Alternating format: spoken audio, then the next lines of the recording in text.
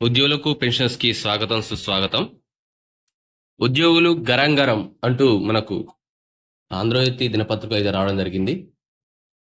సమస్యల పరిష్కారంపై చొరవ లేదని ఆవేదన, మార్చిలోగా ఆర్థికేతర సమస్యలు పరిష్కరిస్తామని సీఎం హామీ. అప్పుడే బట్టి చైర్మన్ గా మంత్రివర్గ ఉపసంఘం ఏర్పాటు. 5 నెలలుగా ఒక్కసారైనా సమావేశం కాని సబ్ కమిటీ నేడు ఉపసంఘం సమావేశం కారణంపై ఉత్కంఠ. వాస్తవానికి ఇది నిజమే. ఉద్యోగులకు ఆర్థిక సమస్యలు కాక ఆర్థికేతర సమస్యలు కూడా చాలా ఉన్నాయి. మరి అవి పరిష్కరిస్తామని చెప్పేసి ఒక సంఘాన్ని ఉపసంఘాన్ని ఏర్పాటు చేసిరు. ఇంతవరకు ఏర్పాటు చేసి 5 నెలలు అయినా కానీ ఎప్పుడు కూడా వాళ్ళు భేటీ కాలేదు. ఈ రోజు భేటీ అవుతున్నారు.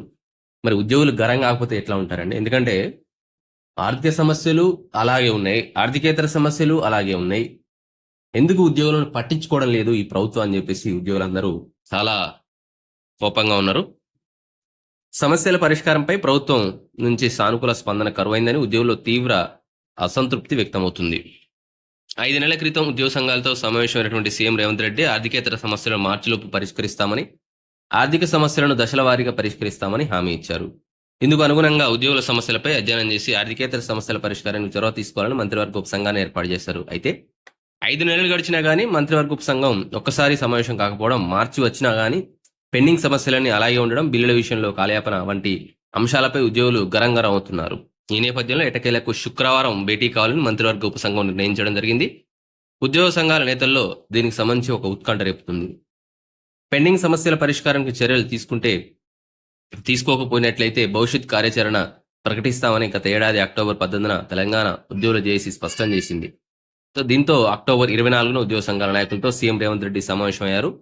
ఉద్యోగుల సమస్యలు విని మార్చి వరకు ఓపిక పట్టాలని వారు కోరడం జరిగింది. మరి సమస్యలపై చర్చించేందుకు ఉప ముఖ్యమంత్రి బట్టి నేతృత్వంలో మంత్రివర్గ ఉపసంఘాన్ని ఏర్పాటు చేస్తున్నట్లు ప్రకటించడం జరిగింది. మరి నవంబర్ 8న బట్టి చైర్మన్, మంత్రులు ఎవరైతే దుద్దిల శ్రీధర్ బాబు ఉన్నారో, పొన్నం ప్రభాకర్ గారు, ప్రభుత్వ సలహాదారు కేశవరావు, వీరందరూ సభ్యులుగా ఉపసంఘం ఏర్పాటు కావడం జరిగింది. అలాగే సమావేశం నిర్వహిస్తుందని ఉద్యోగులు అందరూ ఆశించారు. బట్ అది మాత్రం నెరవేరలేదు. ఉపసంఘం చైర్మన్ బట్టి విక్రమార్కకు ఉద్యోగులు చేసి గత ఏడాది డిసెంబర్ 7న లేఖ రాయడం జరిగింది. అందులో దాదాపు 54 సమస్యలను వాళ్ళు ప్రస్తావించడం జరిగింది. అందులో ఆర్థికేతర సమస్యలే దాదాపు 33 ఉన్నాయి. పెండింగ్ సమస్యల పరిష్కారంలో ప్రభుత్వం నుంచి స్పందన లేకపోవడం, మరోవైపు ఉద్యోగుల ఒత్తిడి తీవ్రం కావడంతో సమాధానం చెప్పలేని పరిస్థితిలో జేఏసీ నాయకులు ఉన్నారు.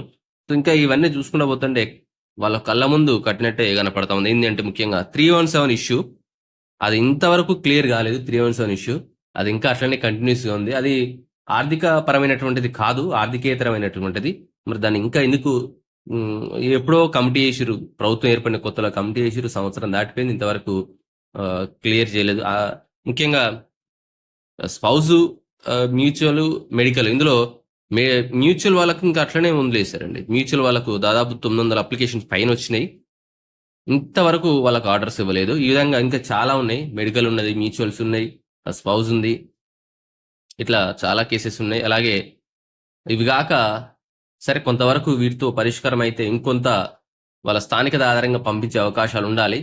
మరి అది కూడా ఇంతవరకు ఏం తెలియని పరిస్థితి. మరి ఇది ఈరోజు వార్త. మొదటిసారిగా ఛానల్ తప్పకుండా సబ్స్క్రైబ్ చేసుకుని లైక్ చేయండి, షేర్ చేయండి.